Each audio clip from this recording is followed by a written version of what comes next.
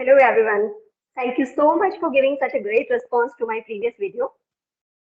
Before going deep into the design and analysis of algorithms, I thought I should bring a video on asymptotic notations that we use to analyze the algorithm. The topic is really very important for university examination, GATE, NET, placements, interview. In every type of examination, wherever computer science is asked, at least one or two questions you will find from asymptotic notations. And also, this is my observation that most of the time, what the students do, the students just cram the definition, write it down, and forget about it. So, in today's video, I will help you to understand how many notations, why these notations, what are the definitions of notations. So, let's start the video.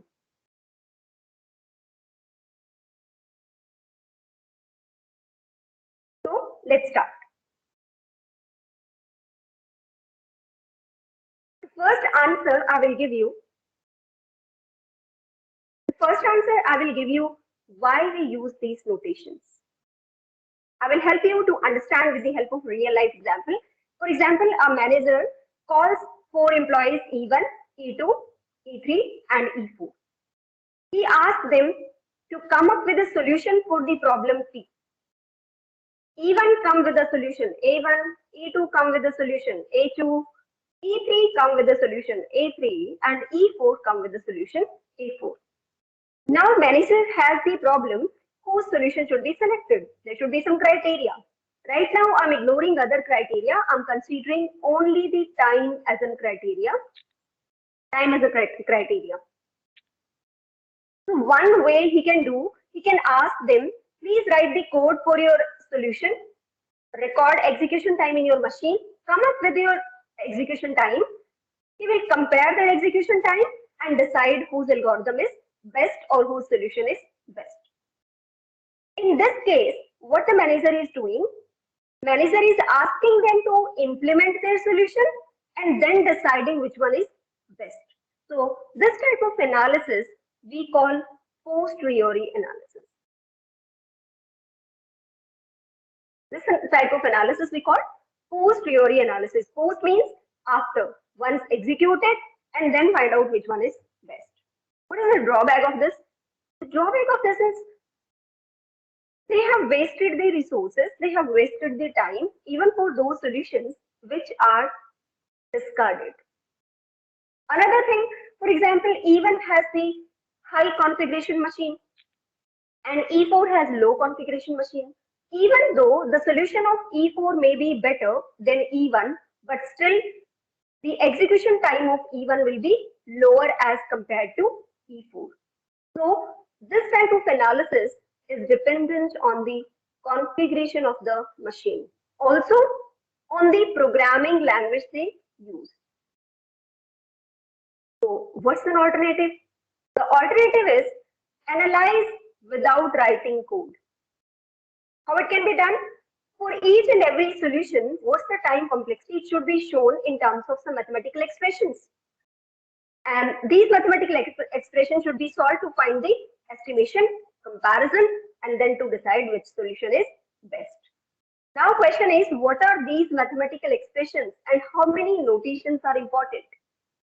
So these mathematical notations should be universally accepted. Let me answer these two questions. How many notations are important and what is the role of these notations? Let me answer these questions to you. So first of all, I will give you the answer. What is the role of asymptotic notations? So these are used to represent the relationship between the time complexity of an algorithm and input size. Let me help you to understand this relationship with the help of example. For example, we have a function f.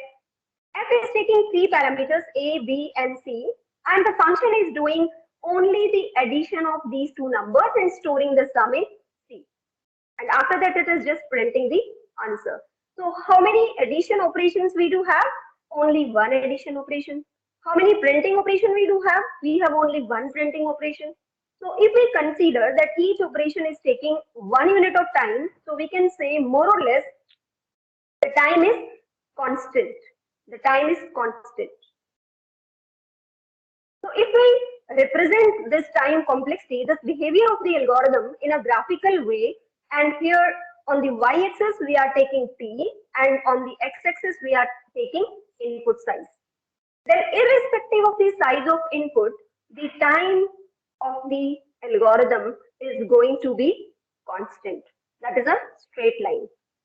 Either you add 500 and 100 to get 600, or you add 1 and 2 to get 3.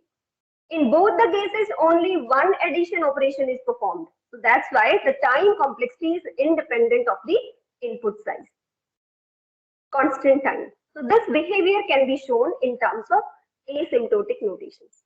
So let me give you another example so that you can understand another role of asymptotic notations. So another function, like the function is same f, it is doing addition of a and b and it is storing the answer in c. But this time the function is called inside for loop, and the for loop is running from 1 to n. It means if my n equals to 50, then I'm calling addition operation 50 times. Okay, let me change. This time my n equals to 100. If my n equals to 100, then I'm calling the same function for 100 number of times.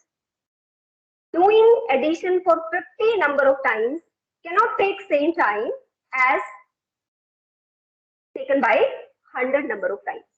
Obviously, if I do the addition for 100 number of times, it will take greater time as compared to calling a function for 50 number of times. So it means this way I can say that our time complexity is dependent on the input size. How it grows? It grows linearly. As soon as your n grows, the time complexity will also grow.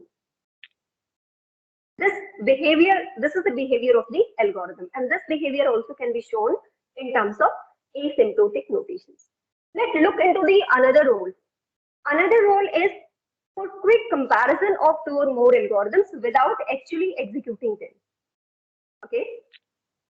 We can compare these two functions only. For example, this algorithm 1 and the second algorithm I'm calling this 2. And if I compare 1 and 2, then my first algorithm is taking order of 1 time constant, and another is taking, for example, order of n number of time, because this is called for n number of times. Obviously, order of 1 is less than order of n. And if both are solving the same problem, then I should select this one. So for quick comparison of two or more algorithms, we can also use asymptotic algorithms. Now let me answer for your second question, that minimum number of notations that are required to represent the analysis of algorithm. I will help you to understand with the help of example of linear search. Let I have an array, and in this case I can see that n equals to 6, that I have 6 elements in my array. And for linear search, we need to have a key element which we want to search. For the first case, I'm taking k equals to 98. That is key is 98. How linear search works? I will compare this 98 with 46. Not equal. Then again I will compare 98 with 23. Again not equal. 12, 36, 26, 97. Even after making 6 number of comparisons, I couldn't find 98. Now, can I go for the comparisons beyond 6? No, because the array is ended. Array is complete now. Complete array I scan, so there is no need to go beyond 6 number of comparisons. So can I say that n is upper bound for my number of comparisons? Obviously, yes. Upper bound means my algorithm is not going to take time complexity greater than this value. And in this case, the comparisons more than n are not feasible. Let me take another example. Now my key equals to 46. If my key equals to 46, then as soon as I do one comparison, I find the element. Okay. So can I do the comparisons lower than 1? Definitely not. It means I haven't started even the scanning of array. So can I say that this one number of comparison is lower bound for my algorithm? Obviously, yes. Below this, number of comparisons are not. Let me take third case. Now I have to search 12. So how many comparisons I have done? First comparison I will do, not found. Second comparison I have done, not found. In third comparison I have found. So if I see that how many comparisons I have done, for here we have done n comparison, then n minus 1, then n minus 2, and then n minus 3. It means I found the element in n minus 3 number of comparisons. This n minus 3 lies in between somewhere 1 and n. So this is nothing but the average bound. So it means we can show the complexity of an algorithm in 3 different ways. Either we can write upper bound for it, or we can write lower bound for it, and we can write average bound for this. So to represent these 3 types of analysis, we need at least 3 different notations. What are these notations? We will discuss that. The first one is upper bound. Upper bound is denoted with big O. So let's look into its definition. There is no need to cram, just simply consider your definition in 2 sides. Left hand side is f of n and your right hand side is c of g of n. It should be single term only. And here you may have 1 or 2 terms. For example, we may have more terms. What you need to do, just whatever value of f of n is given, compare that with the c of g of n. And if your left hand side is smaller than or equal to your right hand side, then you can say that f of n can be represented in terms of big O of n or upper bound. So whenever you will show graphically that initially there may be the possibility that your f of n may have higher value, then it becomes lower, then it becomes higher. But after a particular value of n node, your f of n is always going to remain below your c of g of n. So if this is the case, that right hand side is always greater than your left hand side, that is f of n, for any value of n which is greater than equals to n node, then we can say that the time complexity, that is f of n, is represented in terms of upper bound. So what is the definition? Let's look into it. A function f of n is said to be big O of n when, if and only if, this f of n, that is your left hand side, is less than equal to c of g of n. Then what is c here and what is n here? C and n node are 2 positive constants for all n greater than equals to n node. This is n. So a particular value of n node. Beyond this, the value is always going to be smaller than c of g of n. I will bring a separate video showing the proof that when it can be greater, then becomes smaller, then greater and smaller, and then it always remains smaller than the right hand side. I will bring a separate video on numerical problems related to this topic. So right now you need to understand that upper bound, it means your right hand side is always greater as compared to your left hand side after a particular value of n node. But before that, the value can be greater, smaller, there can be the fluctuation. I will bring up with proof of this concept. I will bring a separate video to show the proof of this concept. So big O is used to represent the upper bound. In case of linear search, if we can say that N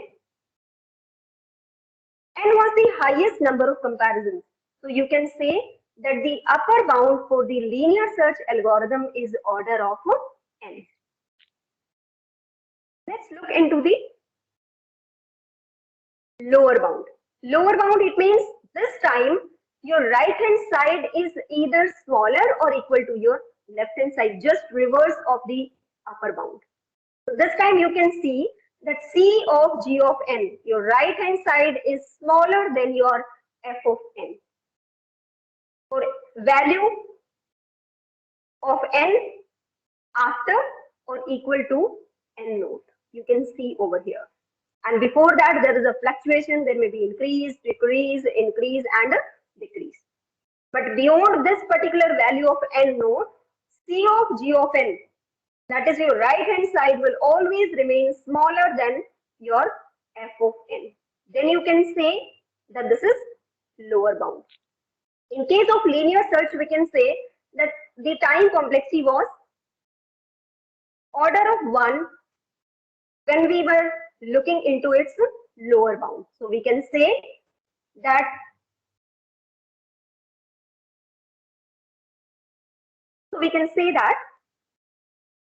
F of N equals to omega of 1 in case of lower bound.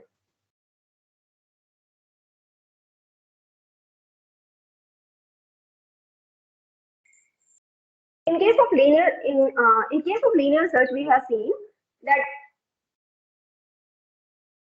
1 was the minimum number of comparisons. 1, we can say that this is the constant. So F of N can be said omega of 1. That is lower bound. Lower bound is represented in this way. Again, I will come up with a separate video to show the proof.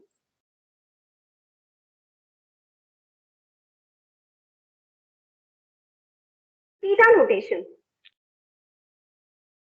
As the name theta average bound, you have one lower bound for your function, you have one upper bound for your function, and if the value lies in between these two, then you can say that this is the average bound for an algorithm, and you can represent it with the theta notation. So, for example, n minus 2. N minus 2 for a large n, you can say that this is nothing but more or less, you can say that this is equivalent to n. And 1 was the lower bound for linear search and n was the upper bound for linear search. So you can say that n is average bound. Because equality is allowed here, so that's why you can say that n is average bound, the value of which lies between 1 and n. Between or equal to 1 and n. So this is average bound. So you can say theta of n is the time complexity for linear search, average bound. Other than that, if we remove this equality,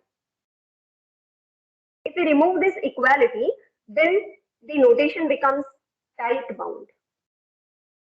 In that case, the equality will not be allowed. Either the value will be greater or the smaller.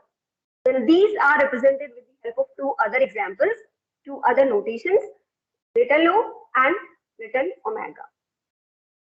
Only difference is from big O, you remove the equality. From omega, you remove the equality. Only greater values are allowed. Only smaller values are allowed in right hand side in both the cases. So that's all about the notations. I will come up with separate video to show the proof of these and what are the questions that are asked in interviews and what are the questions that are asked in GATE and NET. So that's all about the notations. I will bring a separate video on questions showing the proof of big O, small o, big omega, small omega, and theta. I will bring the questions that were asked in GATE, NET, university examination, placements, and interview. Thank you so much for watching. And if you want the notes or the PPTs related to DAR, then please join my Telegram channel. The link is given in the description box. Stay connected. Thank you.